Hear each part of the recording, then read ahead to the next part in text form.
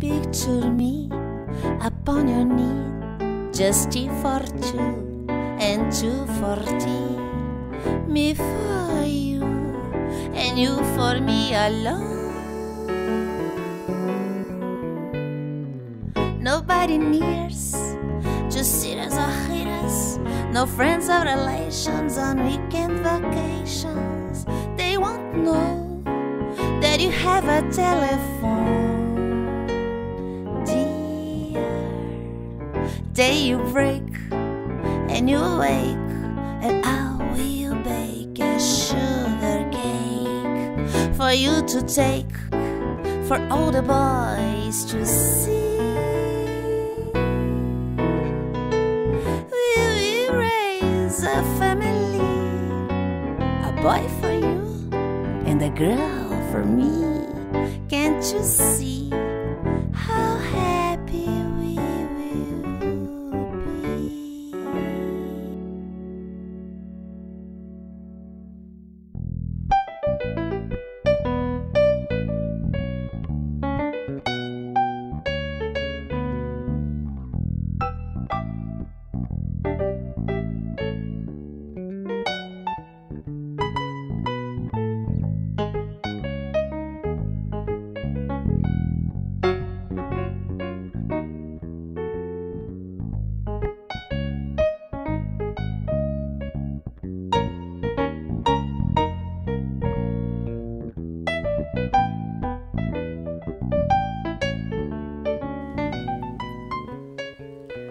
Bom, gente, esse é o primeiro programa, um programa zero do T42.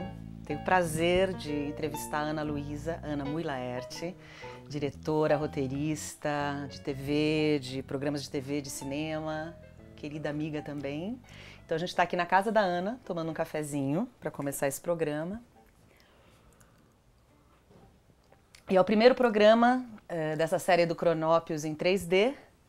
Espero que vocês estejam com os óculos para poder aproveitar desse recurso. Nunca vi 3D na internet. Você sabe que diante da virtualidade desse momento, eu tô querendo fazer o remake de uma porno chanchada? Ah, e qual? O Inseto do Amor. Ah, eu não conheço. Estou querendo fazer, não sei se eu vou conseguir fazer e tal, mas é um plot que eu achei muito pertinente para o...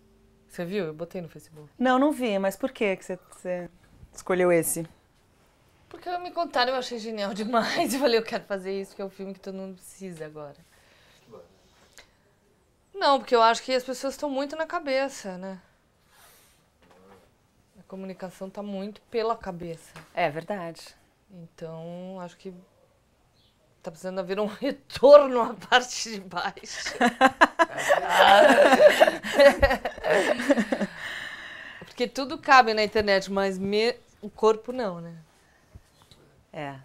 Às vezes a fala até cabe mais que o pensamento, né? É engraçado, né? A pessoa fala antes de pensar também, né? É estranho, né? Também. Não, mas você convive, né? Você reacende amizades, a gente mesmo, né? E tem esse lado bom, mas mesmo assim, a gente até que conseguiu se encontrar 3 vezes em um ano, ou 2. É. Vitória! Mas, na verdade, você fica nessa comunicação que é intensa, é real, mas que não acontece no nível do corpo mesmo, né? Da presença. E aí você conversa com 30 pessoas, pelo menos 3 ao mesmo tempo, e fora os e-mails, as mensagens, e muita gente que chega, né? Hoje em dia a gente fala com 300 pessoas por dia, mas muitas vezes não encontra nenhuma. Você fica plugada bastante com o teu dia a dia, assim? Você... Não, na verdade, depende do que eu tô fazendo. Eu escrevo e dirijo. Se eu tô na rua, eu não tô na internet, mas se eu tô escrevendo, aí pra mim o Facebook é meio um recreio, assim, né?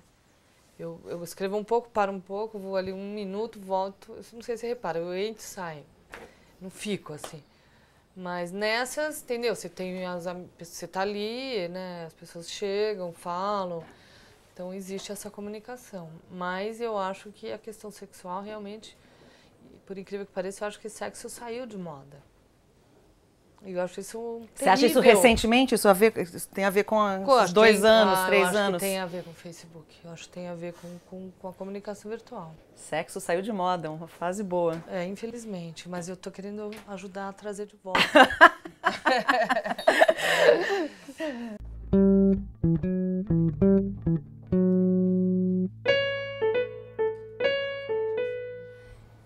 geralmente é uma crítica que fazem muito para o cinema brasileiro, né? Falta de roteiro. O que você acha disso?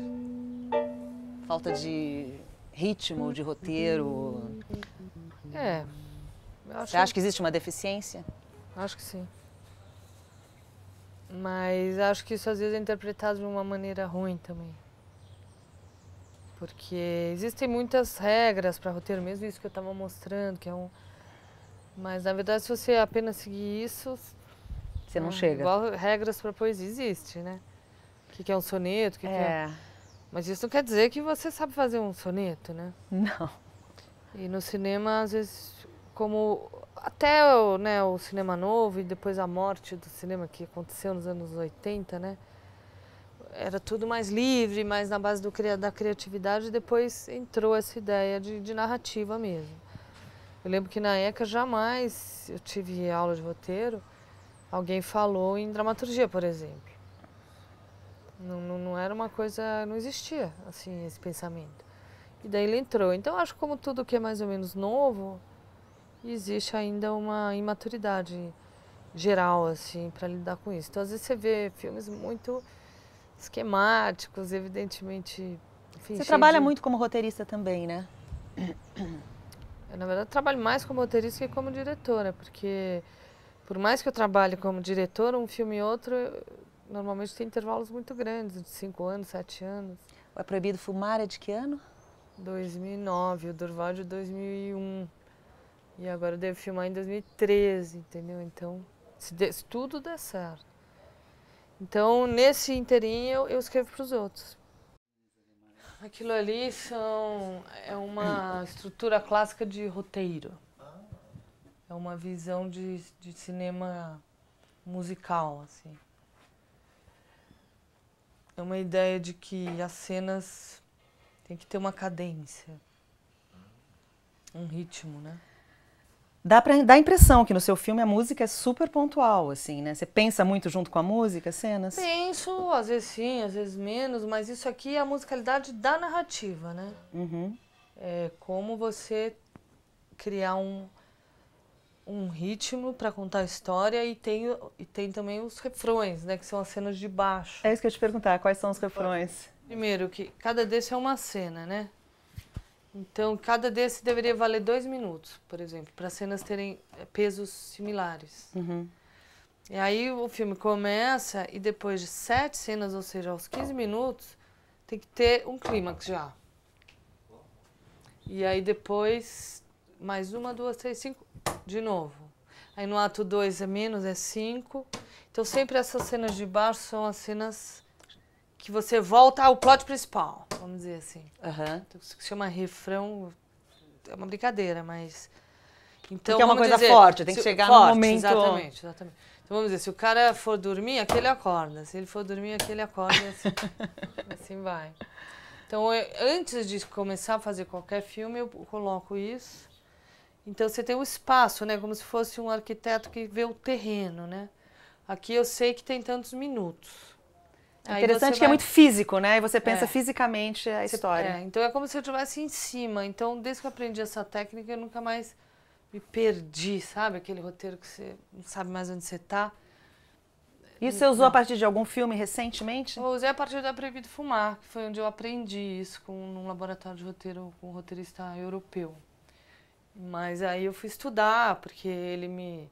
É uma fórmula nisso aqui, né? Uhum. E aí você fica, mas será? E aí... Tá funcionando. Fui minutar, os filmes do Kubrick, por exemplo, obedecem... Sério? Não. Que barato. Hitchcock, enfim, Disney. Então, aí você vê também que para você ser mestre, você tem que sair de um parâmetro, na verdade, né? Você não inventa a roda toda vez. Não, e é um alívio poder pensar fisicamente também, né? A gente é tão, voltando ao tema, mental, emocional e não sei o quê, quando você consegue algum recurso que te traga para coisa física, esclarece, né? E dá mais asas, porque você perde menos tempo com questões... Porque, no fundo, se você não tem uma ideia assim, é como se fosse fazer música e a cada compasso você mudasse a duração, o andamento, a nota, o tom. Não, é um tom, tem um andamento, você escolhe o andamento. Então, a partir dali você trabalha. Claro que você vai fazer infinitas músicas diferentes dentro de um andamento, ou de um tom. Mas se você não escolhe o tom e vai ficar mudando de tom, o espectador...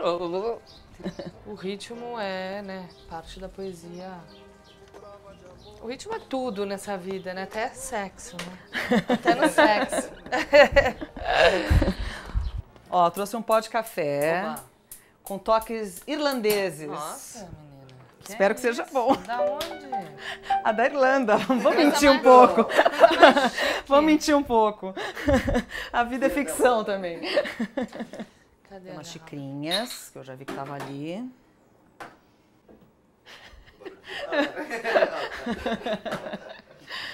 Olha, eu também estou dando um presente, eu não experimentei esse café. Me falaram que tinha um toquinho de uísque. Nossa. Por isso que eram toques irlandeses. Agora vamos ver. Espero que seja bom. Espero que seja bom e que a gente continue falando coisa com coisa. E aí eu entrei numa coisa assim, mas não me adianta só fazer um filme, eu quero ter o estilo. Eu quero ter uma toada. E qual é? Não sei. Aí eu falei, então tá bom, vou escrever contos. Aí resolvi contos sobre mulheres. Aí escrevia. Bastante contos mesmo, tipo uns 30 contos, ou 20, sei lá. Que eu dei o nome de Quando o Sangue Sobe a Cabeça. Ah, muito bom esse nome. É. E no fim, aí fiquei um ano adaptando. Não, aí fiz um romance que chamava A Porta da Cozinha, que já era a minha vontade de falar sobre a questão da empregada, que agora meu próximo filme é sobre isso. Mas era bem louco, era um filme muito louco, muito com coisas meio absurdas assim. E aí fiquei acho que mais de um ano nesse projeto, entre o romance e depois adaptar do romance para E esses roteiro. contos existem? Eles Existem. foram publicados? Não. Não, eu nunca consegui publicar. O mundo da literatura, ele é mais elitista do que o mundo do cinema, né? E isso eu entendi bem quando eu comecei a frequentar a Flip, né? Então o meu texto, embora no nível do cinema ele seja um bom texto, no nível da literatura Não é considerado. Junk, né? Talvez seja um elogio. Pulp Fiction.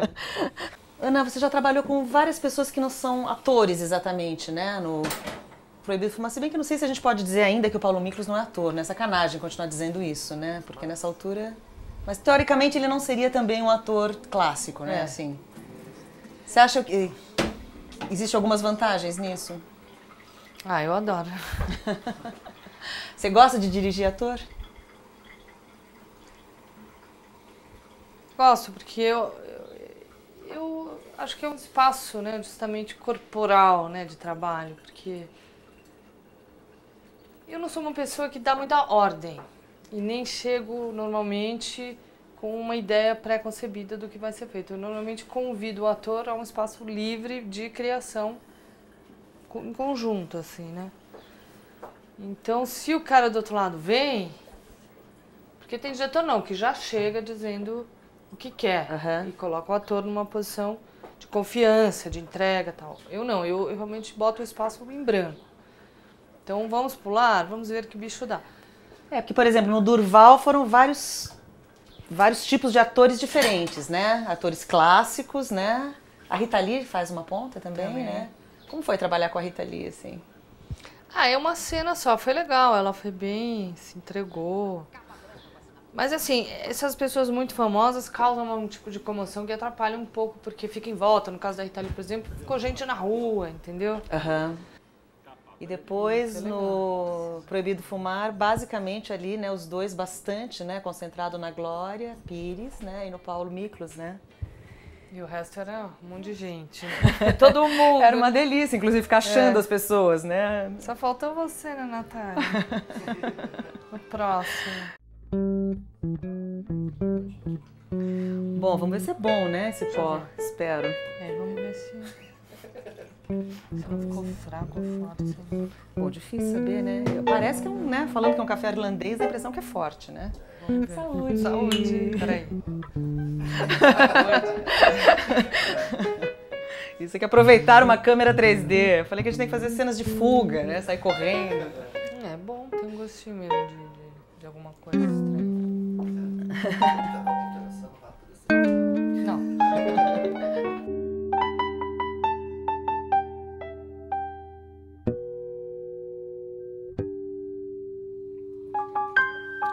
Você se diz budista, Ana? Porque você é bastante ligada, né, no Sou. tema. Eu não me digo budista, não. Me digo simpatizante. Bem simpatizante, mas envolvida, inclusive. Mas eu não me sinto... Mas seria... Porque eu não acredito em um caminho só, entendeu? Mas assim, eu amo o budismo e amo o lama e amo o Buda e os mantras e todo tipo de budismo. É uma são prática que diversos. você desenvolve, assim, você tem uma frequência. Tenho e adoro. Mas não me sinto budista porque não tenho uma crença. O budismo, ele tem 1000 facetas, né? No Japão de um jeito, na China de outro. Eu acompanho mais o budismo tibetano. E dentro do budismo tibetano tem crenças, por exemplo. E eu sou de uma Mas você é de parte... formação católica? Você teve uma formação... Não, eu sou de formação até, eu diria, porque minha mãe estudou em colégio de freira, meu pai estudou em colégio de padre, e eles odiavam a igreja católica. Para minha mãe, freira era bruxa, para meu pai, padre era um monstro. Então, nunca tive nada, eu não sei nada de Bíblia, nada. Não fiz primeira comunhão, eles fizeram questão. Que você não fizesse. Coisa que eu sofri na época, porque a classe inteira fez e eu não. Mas não tenho. Eu tenho formação ateia mesmo.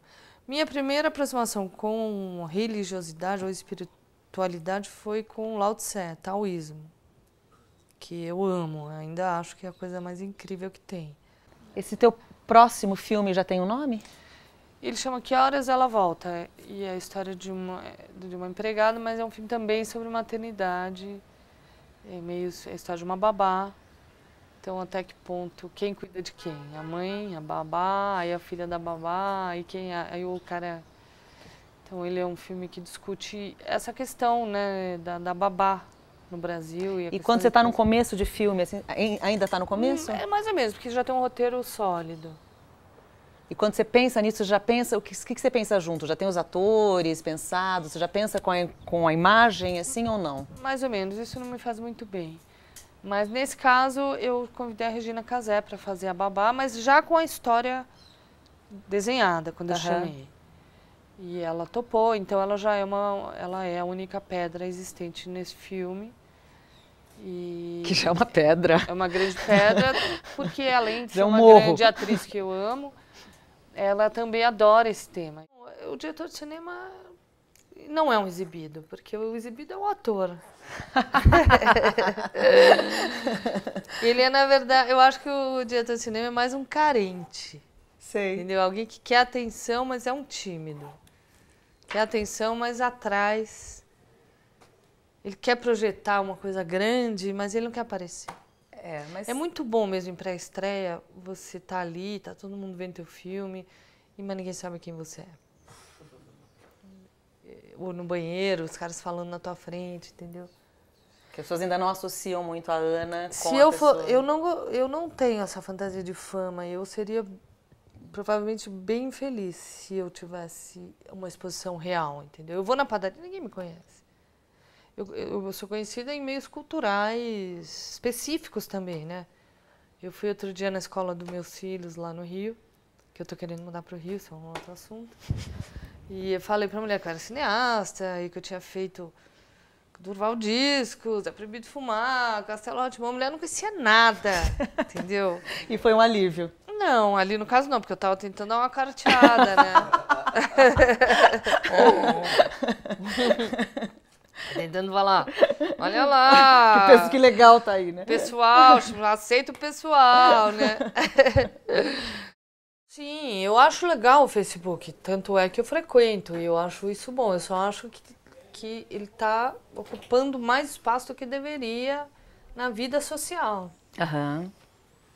Às vezes eu chego num lugar e a pessoa vem, Ana! Aí você fala, ai! Aí a pessoa, sou seu amigo do Facebook, sou o Paulo José da Silva! Eu sou o Paulo José! Te conheço, mas você não sabe a cara, né? E às vezes até uma pessoa que você se comunica bastante, Exato. às vezes até mais do que com seus próprios amigos reais, Exatamente, mas você não sabe a cara, né? Eu acho que tudo isso tem um lado legal, sim, claro, mas tem um lado mesmo, eu acho que o corpo está sendo prejudicado. A sexualidade, a comunicação, a corporalidade, sem dúvida, é geral. Eu acho que isso é geral. Eu acho que estamos num tempo meio de clausura sexual. Eu acho que são várias coisas, né? Eu acho que mesmo a AIDS levou a isso. Eu acho que há uma nova onda moral também. Concordo totalmente. E ainda mais a comunicação virtual, que dá uma ideia de Porque você faz saciedade. muitos contatos ao mesmo tempo, existe muita... Inclusive paquera e tudo, né? Existe um jogo. Exatamente. Existe um um contato jogo... social. Que dá uma impressão, né? Que você tá animada, mas na verdade você tá sozinha, né? Então tem um lado legal, mas tem um lado que é ruim e que inclusive pode fazer as pessoas ficarem doentes. Você gosta de ler, Ana?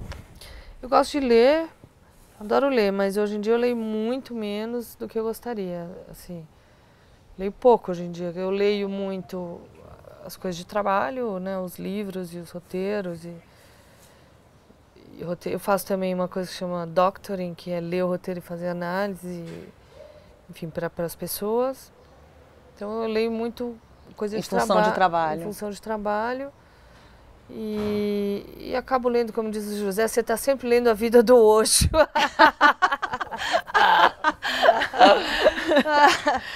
E na verdade eu gosto desses livros, gosto dos livros do Osho, sempre pego mesmo e leio uma página. Por isso que eu acho que ele acha que eu estou sempre lendo o mesmo livro. Paulo Rodrigues, A Margem da Linha. Grande parte do tempo a gente caminhava sobre os trilhos, e o Mano, com sua inata vocação para a síntese, me contava fragmentos da história do pai. Lembranças desencontradas que ele ia cozendo como uma colcha de retalhos, e eu transformava em figuras coloridas e belas, mas totalmente desprovidas de sentido. Lembranças esparsas, incapazes de definir na minha mente um esboço que fosse do pai. Isso para mim pouco importava naquele tempo. Importava-me naquele tempo era seguir os passos dele, do Mano. É lindo esse livro. Você começou eu na fiz TV? parte. Não lembro mais como é o comecinho. Eu fiz cinema na ECA, né? Aí quando eu acabei, em 84, o cinema acabou. Aí foi duro. Aí teve uns anos meio de depressão, porque não tinha futuro, né? Aí eu acabei indo pra TV Mix. Você foi abelha? Fui abelha. Aí depois de um ano eu cansei e daí o Serginho foi pra... Aí eu saí. Aí o Serginho Grossman foi pra TV Cultura e eu fui com ele, me convidou, eu fui. Fazendo matérias, mas aí eu pedi pra montar, pra eu ir pra ilha. Aí comecei a desenvolver um trabalho com o André de vídeo, que a gente chamava Trash Vídeo. André Bujanra. André Bujanra. Tem na internet também. A gente Fez acha um esses trabalhos? Um vídeo chamado Vídeo Tela Azul, que a gente fez sobre o Aguilar, que eu amo. E eu editava na câmera. Era um negócio assim, na navalha. Na câmera. Demorava quanto? O André fazia uma trilha lá, e aí eu ia ouvindo e pondo as imagens ali na... E eu tinha resultado, era legal. Por isso, quando o Serginho chamou, eu fui editar. Aí, depois de um ano no Serginho, também enjoei, tinha o Mundo da Lua na sala ao lado. E eles estavam numa crise, eles tinham acabado de filmar e tinham derrubado, não estava bom. E aí eu acabei indo para lá para ser diretora de segunda unidade. Mas aí foi que eu comecei a entender a questão da dramaturgia, porque eu li os roteiros e eu não entendia para que aquilo. Assim. Aí eu comecei a pesquisar por que contar uma história, qual a função de uma história. Aí eu caí num mundo novo que não era exatamente... Porque o cinema, quando eu estudei cinema, era câmera, luz... Mais técnico? Cinefilia. Não, era mais uma coisa até de cinefilia. Hoje eu tenho a impressão que a gente ia botando no saco filme, discutindo, uma coisa filosófica, estética, ética, mas não tinha essa questão da narrativa. Até porque os filmes que eu gostava não eram tão... Adorava Godard, entendeu? Mesmo Wim Wenders, mais tarde. Eu não gostava muito de cinema americano, por exemplo. Eu não gostava tanto de cinema narrativo. O de Allen eu achava, não gostava, por exemplo. Hoje eu amo. E aí, quando eu caí nisso, a narrativa, o mito, a função do mito, a poética, daí isso tudo foi no Mundo da Lua. Daí foi como se abrisse um mundo, assim, pra mim. Então já foi bem ligado, você caiu nisso já trabalhando, já tendo que trabalhando. cair, já tendo que Já mostrar um trabalhando. resultado com isso. Mas, na verdade, nem era essa a minha função. Mas aí eu caí, fui como puxada, tipo, eu não dormia. Foi tipo uma possessão. Uma paixão. Uma paixão. E aí eu descobri a maravilha da função narrativa mesmo, sabe? A partir de tudo, né? Da psicologia do homem, né? Enfim, o cinema para mim passou a ter um novo sentido. Não era mais só o olho, a câmera, mas estava isso em função de uma psique, né? E foram muitos anos no Mundo da Lua? Não lembro quanto tempo. Foi. Então, mas aí o que eu fiz? Eu comecei a levar para a chefia lá e pro Flávio, que era o autor que trabalhava, essas ideias e novos conceitos. E aí eu acabei meio reformulando o conceito da série e acabei virando meio uma espécie de chefe de criação. Então, eu fiz uma fórmula também. Porque tem uma cara bem clássica. Exatamente. Né? E aquilo eu inventei sem conhecer nada disso. Ah, é? Tinha uma fórmula mesmo, que era situação inicial. Ele viajava, né? Aí tinha a mãe tinha uma proibição, alguma coisa, um conflito com o mundo dos adultos ou com ele mesmo. E aí ele viajava e resolvia isso de algum modo louco, e daí depois tinha um retorno, e aí no final a realidade e o sonho acabavam. E isso virou uma fórmula. E aí, a partir daí os roteiros começaram a ficar fáceis de ser feitos e de ter uma constância que o público sentiu. E o programa, quando estreou, dava 14 pontos de audiência, o que na época era um milagre. E hoje seria também, na TV Cultura. Seria ainda, né? Seria ainda. E aí ali foi realmente dali eu juntei o cinema com E aí você fez várias outras coisas na cultura também, né? Não, depois... aí eu fiz o Castelo Rá-Tim-Bum com Cal logo em seguida, que foram 90 histórias. E depois eu fiz mais um Menino, a Favela e as Tampas de Panela, que era um vídeo pequeno, tem na internet também, que é um projeto da BBC de Londres, que eu escrevi, o Cal dirigiu. Gente, ó, prazer estar aqui com a Ana. Sou suspeitésima, adoro ela, acho uma pessoa inteligente, honesta, que se coloca as suas coisas na roda. É um prazer estar aqui dando a mão para Ana. Picture me upon your knee, just tea for two and two for tea. Me for you and you for me alone. Nobody nears, just sitters or haters. No friends or relations on weekend vacations. They won't know that you have a telephone. Dear, day you break and you wake, and I will bake a sugar cake for you to take, for all the boys to see.